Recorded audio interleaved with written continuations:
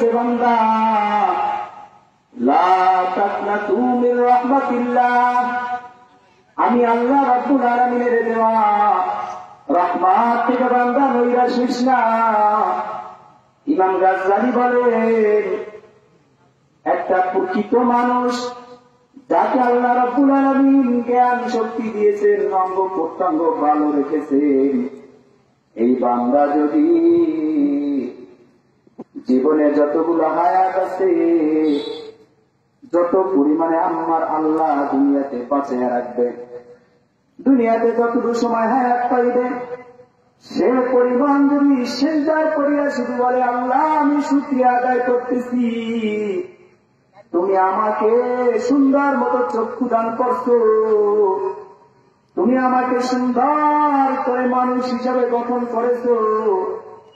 কত মানুষ দেখলাম হাঁটতে পারে না, কত মানুষ দেখলাম চলতে পারে না, কত মানুষ দেখলাম চোখে দেখে না, কত মানুষ দেখলাম খানা খাইতে পারে না, কত মানুষ দেখলাম শ্বাস নিঃশ্বাস নিতে পারে না। জীবনের ক্ষণে ক্ষণে ক্ষণে ক্ষণে কত কষ্ট বয়ে যাচ্ছে, আমার আল্লাহ যে আমাকে সুন্দরভাবে সঠিকভাবে চলাফেরা করার যে সুযোগ দান করলেন, এই শুকরিয়া যদি বান্দা আদায় করতে থাকে, কিয়ামতের আগ পর্যন্ত বান্দার শুকরিয়া আদায় হবে না।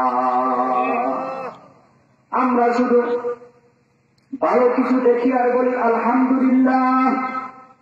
ও বান্দা, নিজেকে নিজে চিন্তা করিয়া দেখি আমার আল্লাহ রাব্বুল আলামিন কিসের জন্য দুনিয়াতে পাঠাইল।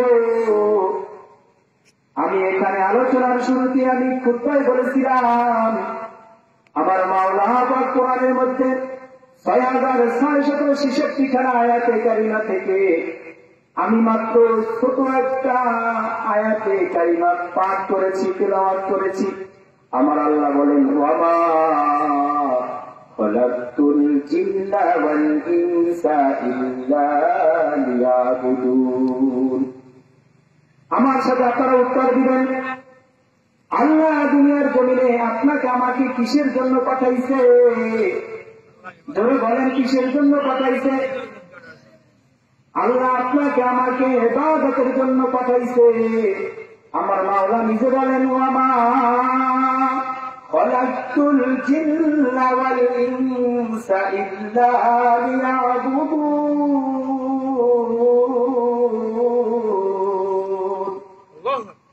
আল্লাহ বলেন আমি আল্লাহ দুনিয়ার জমিনে মানব সন্তান, মানব জাতি এবং জিনকে আমি আল্লাহ ইবাদতের জন্য পাঠাইছি, আমার পরীক্ষার জন্য পাঠাইছি। তাহলে আমরা যারা দুনিয়াতে আসছি, আমরা সকলেই কিন্তু আমার মালিকের পরীক্ষা দেওয়ার জন্য দুনিয়াতে আসছি।